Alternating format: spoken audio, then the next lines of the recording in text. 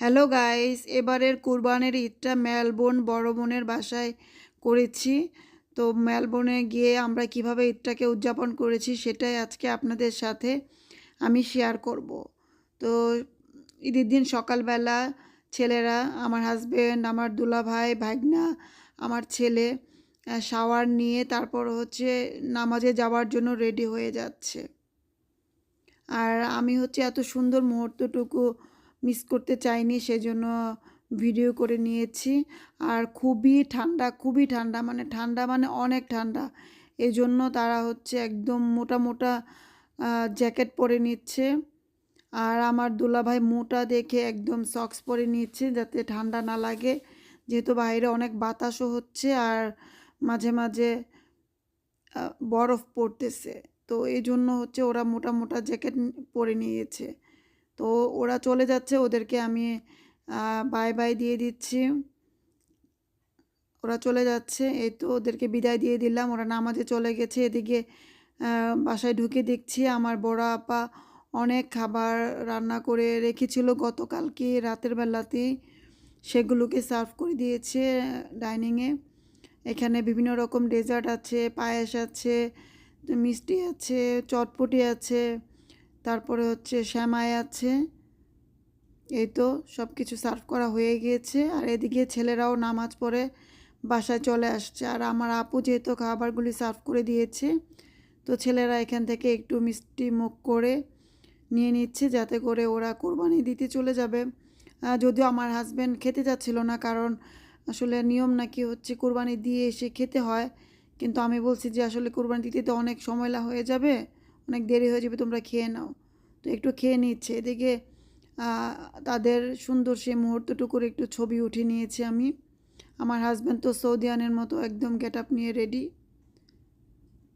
এদিকে সালামি তো মিস করা যায় না, আমার দোলা ভাই আমাদেরকে সালামি দিচ্ছে, আগে তো ছেলেদেরকে দিচ্ছে, তো আমি আবার হাত বাড়িয়ে দিয়েছি, আমাকেও দিল $50।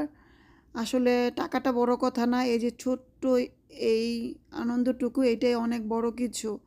এটুকুই অনেক মেমোরিজ হয়ে থাকবে।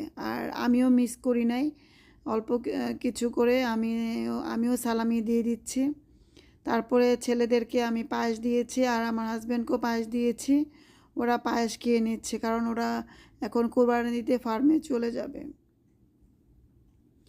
আর আমি আমার ভাগ্নিদেরকেও একটু সালামি দিয়ে দিচ্ছি।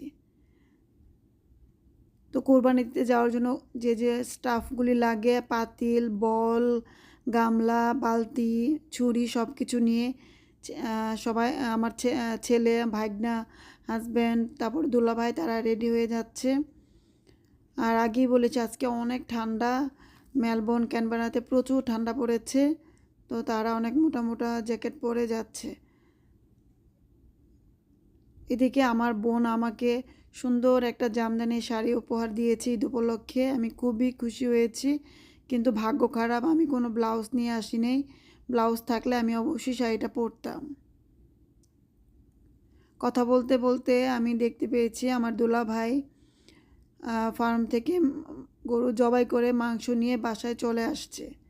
তারপরে যথারীতি আমার বড় আপাকে দুলাভাই সাহায্য করছে, যে পেঁয়াজগুলি কেটে দিচ্ছে। তারপরে পেঁয়াজগুলি কাটা হয়ে গেলে আমার বড় আপা মাংসের মধ্যে মশলা দিয়ে দিয়েছে, আর দুলাভাই সেই মাংসগুলিকে সুন্দর করে মাখিয়ে দিচ্ছে। এই আনন্দটুকু কোনো দিনও ভোলা যায় না, এই আনন্দটুকু জীবনের অনেক বড় একটা অংশ হয়ে থাকে। এটা ছিল আমাদের ঈদের দিনের প্রোগ্রাম। আর তারপরে আজকে ঈদের পরের দিন বাসায় কিছু গেস্টকে আমার বড় আপা দাওয়াত করেছিল, তো সেই জন্য কিছু খাবার দাবার তৈরি করা হয়েছে, এগুলো দেওয়া হয়েছে। আপু বিরিয়ানি রান্না করেছে, তারপরে বিভিন্ন রকম ভেজিটেবল ভর্তা, হালিম, তারপরে আবারও শ্যামাই রান্না করেছে, বিভিন্ন রকম পিঠা, স্ন্যাক্স করেছে, তারপরে দুধ পিঠা করেছে, আর যথারীতি ঈদের গরুর মাংস আর সাদা ভাত করেছে। তো গেস্টরা চলে যাওয়ার পরে আমরা মেলবোর্নের সিটিতে ঘুরতে গিয়েছিলাম। তারপরে ওখান থেকে একটা আইসক্রিম শপ দেখে বাচ্চারা বলছে আইসক্রিম খাবে, তো তাদেরকে আইসক্রিম কিনে দিলাম। এরপরে মেলবোর্ন সিটিটা আমরা ঘুরে ঘুরে দেখছি, আর এত সুন্দর ভিউ, সেখান থেকে একটু ভিডিও না করলে কিন্তু হয়ই না, তাই না? আর অনেক ঠান্ডা ছিল, বলছিলাম আগেই। তারপরও আমি গাড়ি থেকে নেমে গিয়েছি ভিডিওগুলি করার জন্য। অনেক সুন্দর ভিউ, খুবই ভালো লেগেছে। তো এরপরে আমাদের রাতের বেলা একটা বাসায় দাওয়াত ছিল, এখান থেকে আমরা মেলবোর্ন সিটি ঘুরে তারপরে সেই দাওয়াতে চলে গিয়েছি। ব্যাস, এ ছিল আমাদের ঈদের আয়োজন। তারপরে আজকে মঙ্গলবার সকালবেলা আমরা মেলবোর্ন থেকে বিদায় নিয়ে চলে যাচ্ছি। খুবই খারাপ লাগতেছিল, আমার ভাগ্নিরা খুব মন খারাপ করেছিল, খুব খারাপ লাগতেছিল। বড় বোনকে বিদায় দিয়ে ক্যানবেরার উদ্দেশ্যে চলে আসছি। কথায় বলে না, যেতে নাহি দিব তবু যেতে দিতে হয়, সেরকমই, কিছু করার নাই।